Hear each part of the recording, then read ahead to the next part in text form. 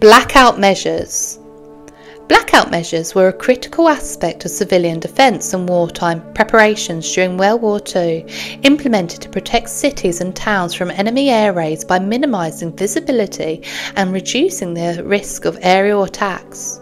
Blackout regulations required civilians to extinguish all sources of light at night to prevent enemy aircraft from targeting populated areas.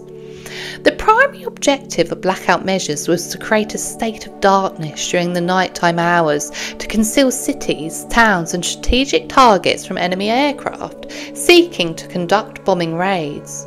By enforcing blackout regulations, authorities aimed to reduce the effectiveness of enemy bombing raids, limit civilian casualties and disrupt the enemy's ability to navigate and target specific locations.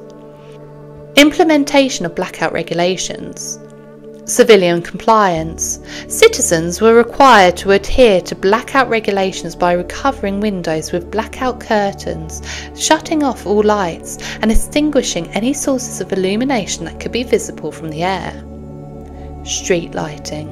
Street lights, traffic signals and other public lighting were dimmed or completely turned off to prevent light from spilling into the night sky and aiding enemy pilots in identifying targets. Vehicle restrictions. Vehicles were required to use dimmed headlights or blackout covers to reduce visibility on roads and prevent reflections that could guide enemy aircraft to populated areas. Air raid wardens, civilian volunteers or appointed officials were responsible for enforcing blackout regulations in their designated areas, patrolling neighbourhoods and ensuring compliance with lighting restrictions.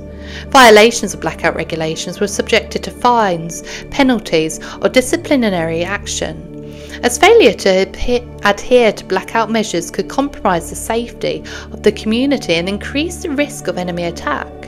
Public education campaigns, posters and announcements were used to inform and remind civilians of the importance of blackout measures, emphasising the role of every individual in protecting the communities during air raids.